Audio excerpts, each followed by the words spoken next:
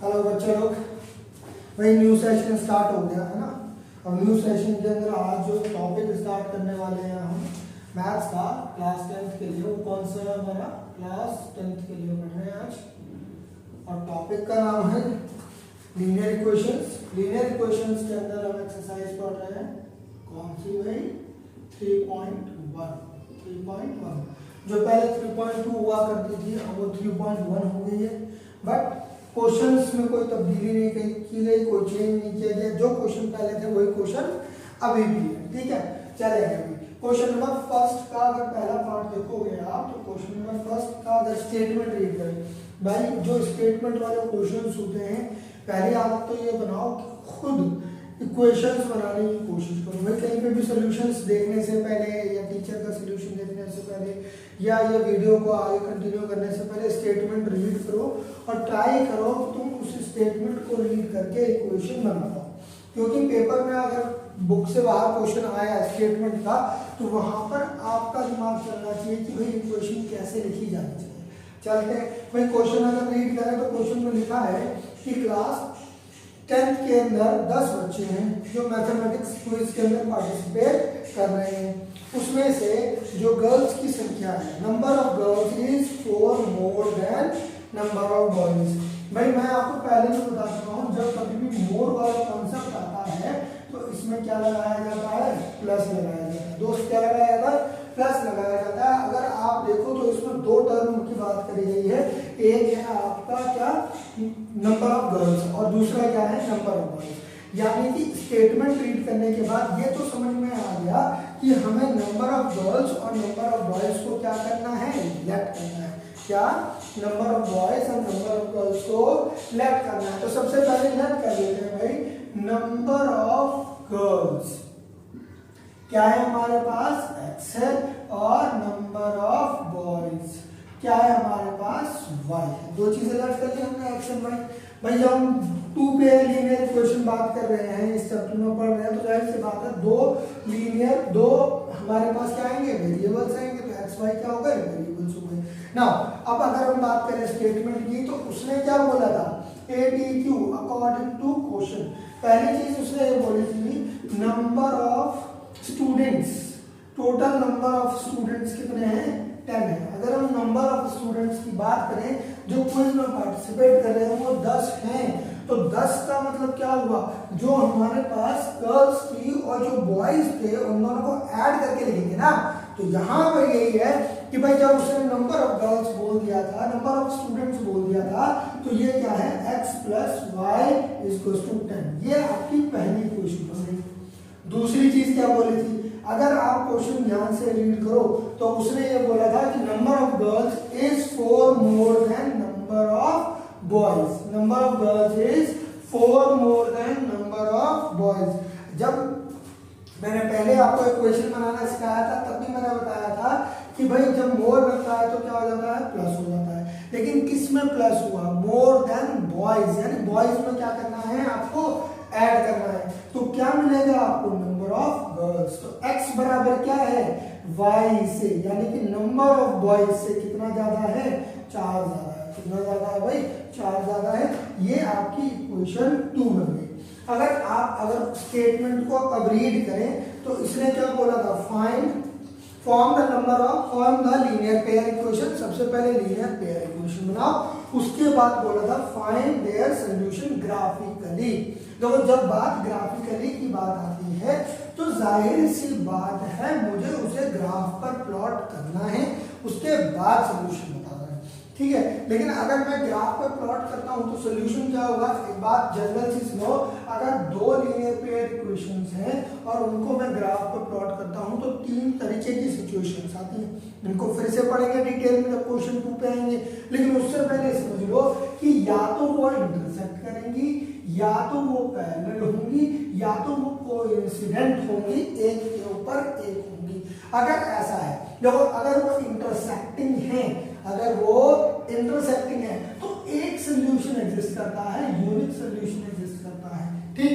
अगर वो पैरेलल है तो कोई भी सोल्यूशन एग्जिस्ट नहीं करता।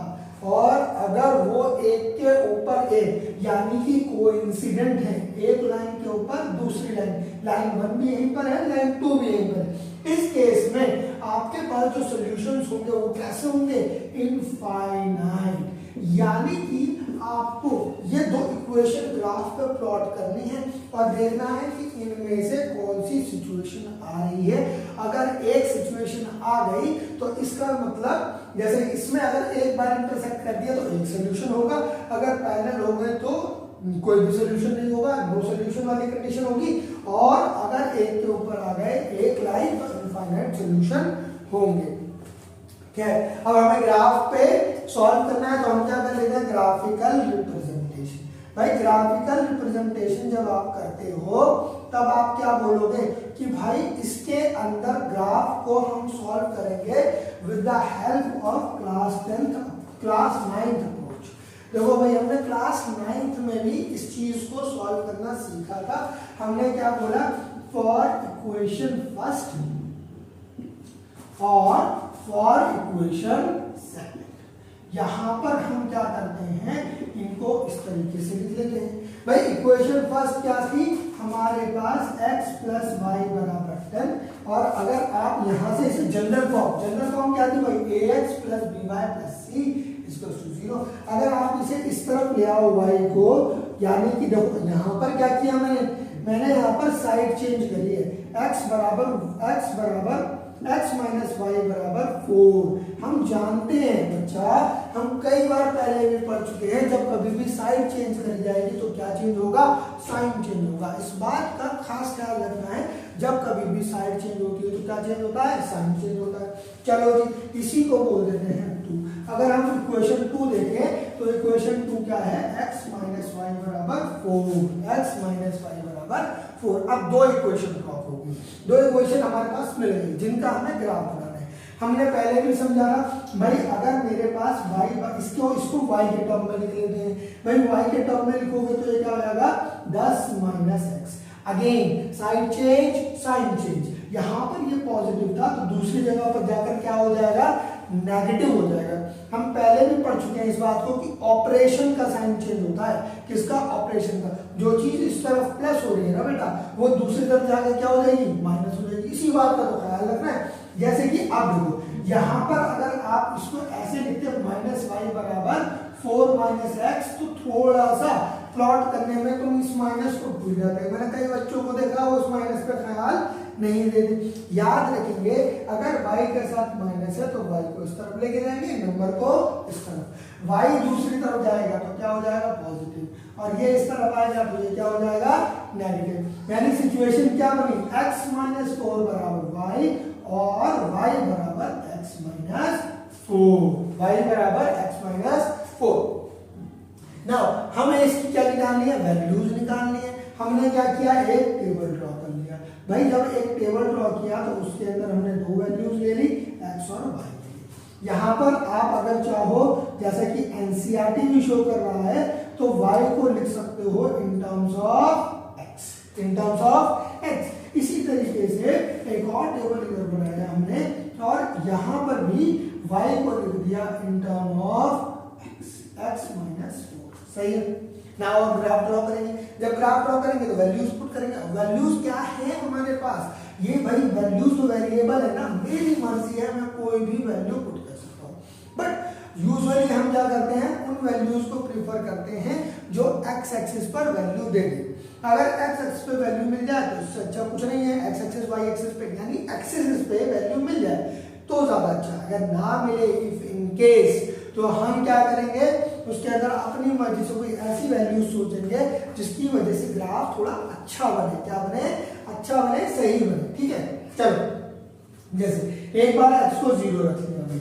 अगर x को 0 रखा तो देखो यहाँ पर अगर y को 0 रखोगे, जब तुम x को 0 रखोगे तो y क्या हो जाएगा, 10 माइनस 0, वैल्यू क्या आ जाएगी, 10।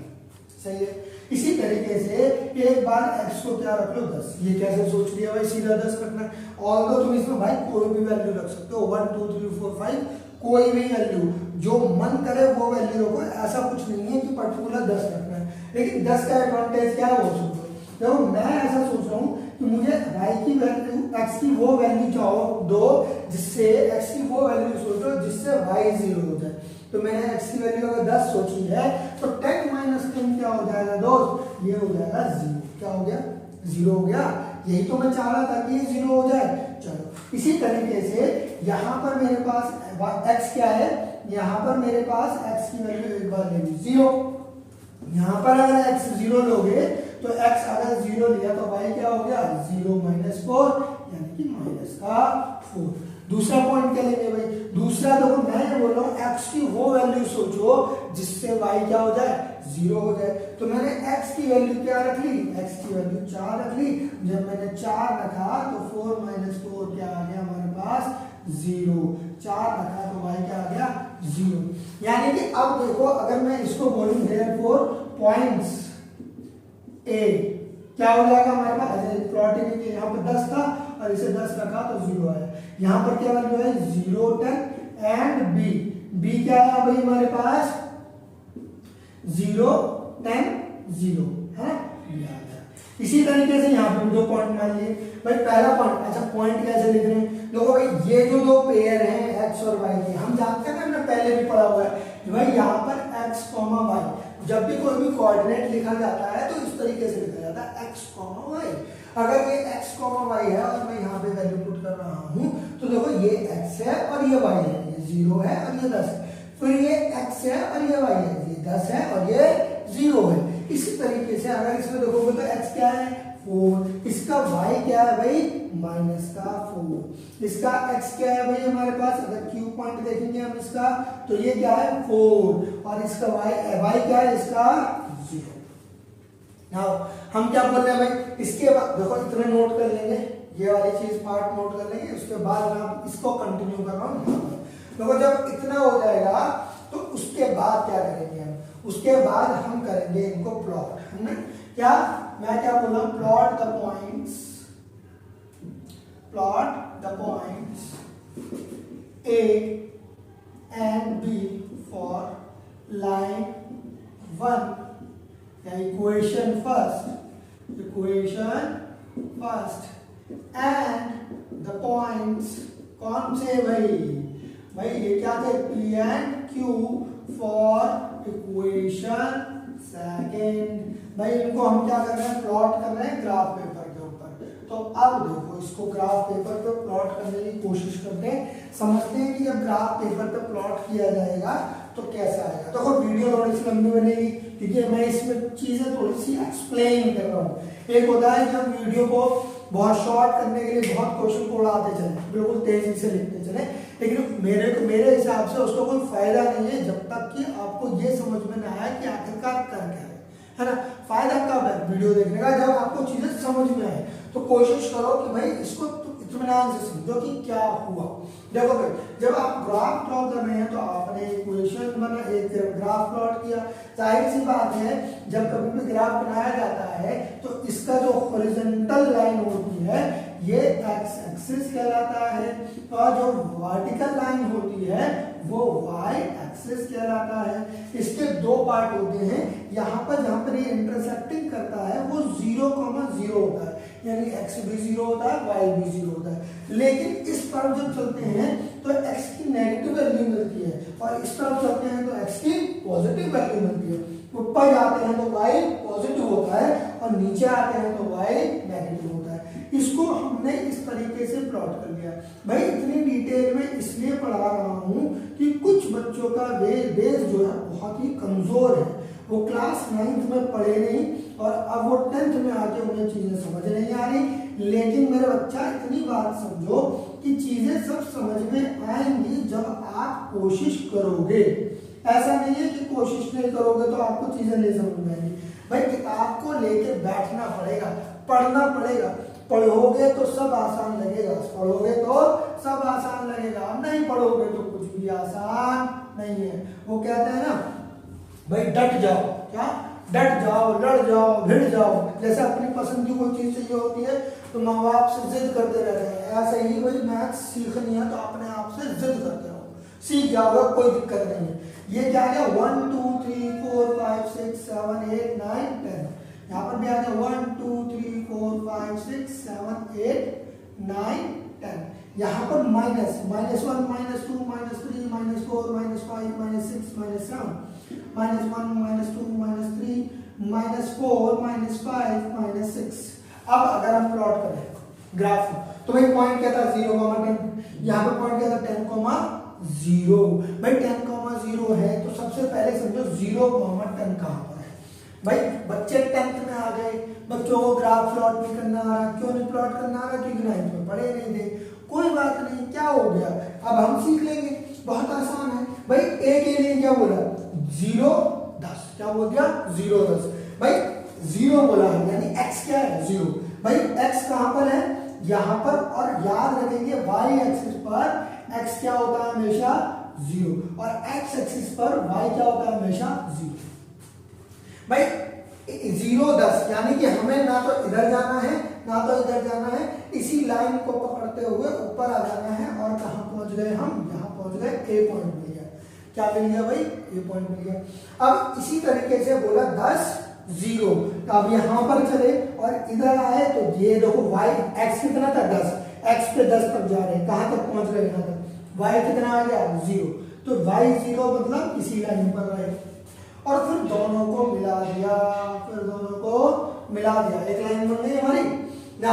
अब हम क्या करेंगे, इस लाइन के ऊपर इसकी इक्वेशन लिखेंगे। याद रखेंगे जब कभी भी कोई लाइन ड्रॉ करते हैं तो उसके ऊपर 2-3 चीजें जरूर मेंशन करते हैं। पहले तो उसके पॉइंट जो आपने निकाले, दूसरा उसकी इक्वेशन जो आप प्लॉट कर रहे हैं। ये 2 पॉइंट तो बिल्कुल आपको लिखने ही लिखना है, कंठास करना। अगला पॉइंट क्या आया 0 -4 4 0। पहला 0 -4, भाई 0 बोला है, x क्या है इसमें, x क्या है 0। अगर x 0 है तो कहां जाएगा वो, y एक्सिस पर जाएगा, है ना, y एक्सिस पर जाएगा। और y कितना है -4, यानी कि ये पॉइंट कहां पर है, यहां पर है। ये क्या है 0 -4 p को प्लॉट कर दिया आपने। इसके बाद क्या बोला q क्या है 4 0। भाई 4 का मतलब क्या हो गया, x एक्सिस पे चलना है, 1 2 3 4 यहां तक पहुंच गए। लेकिन फिर क्या बोला इसमें, y कितना है 0, ना तो ऊपर गए ना तो नीचे गए, यहीं रुक गए। तो आंसर क्या है यहाँ पर, और ये क्या था हमारे पास 4,0 और ये क्या था q। अब एक लाइन आपने यहां से पास करा दी और इन दोनों ने कहीं यहां पर इंटरसेक्ट कर दिया।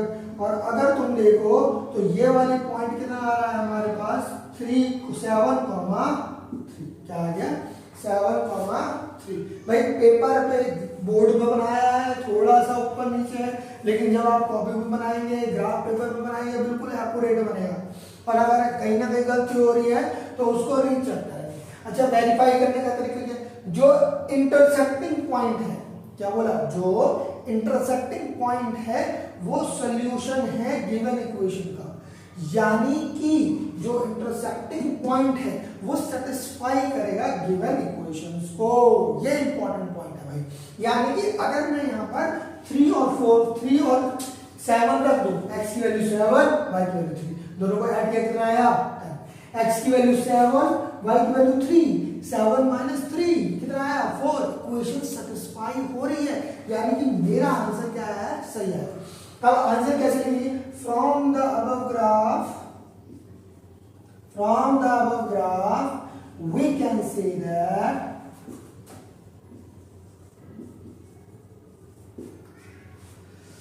solution of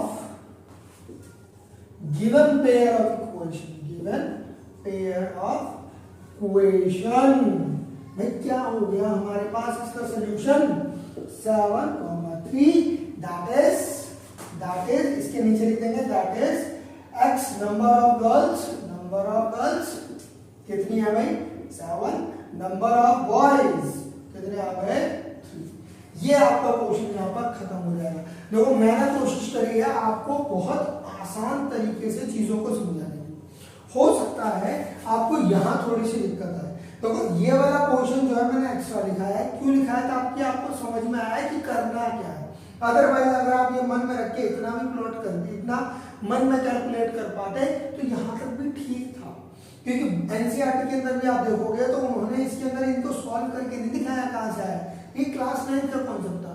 बट यहाँ से इन पॉइंट्स को लिखना, इन लाइन को लिखना, ये एक तरीके से आपको करना आना चाहिए और आप करेंगे और आपसे हो भी जाएगा। ठीक है, तो इस पे थोड़े से क्वेश्चन, ग्राफ के क्वेश्चन पे ध्यान देंगे, थोड़ा अच्छे से पढ़ेंगे। अगला क्वेश्चन जो है उसकी इक्वेशन में बना दूंगा आपके लिए, लेकिन ग्राफ को ड्रॉ करना, ग्राफ की वैल्यूज निकालना, ये आपका काम है। ठीक है, चलो जो इक्वेशन है नेक्स्ट क्वेश्चन की हमारी कौन सी, 5 पेंसिल और 7 पेन वाली, इसको नेक्स्ट वीडियो बनाएंगे और उसके साथ साथ फिर डिस्कशन करेंगे कंसिस्टेंसी इनकंसिस्टेंसी वाले कॉन्सेप्ट्स का, सो दैट आपको समझ में आए कि आखिरकार ये जो कंसिस्टेंसी इनकंसिस्टेंसी वाले टर्म्स आते हैं इनका मतलब क्या होता है। तब तक के लिए आप ग्राफ के क्वेश्चंस को थोड़ा सा प्रैक्टिस करें। एक क्वेश्चन ये हो गया, एक क्वेश्चन इसी का सेकंड पार्ट हो गया और एक दो क्वेश्चन आपके एग्जाम्पल्स में पड़े उनको लगाएं, थोड़ा सा ध्यान देंगे ना सब समझ में आएगा। दोस्त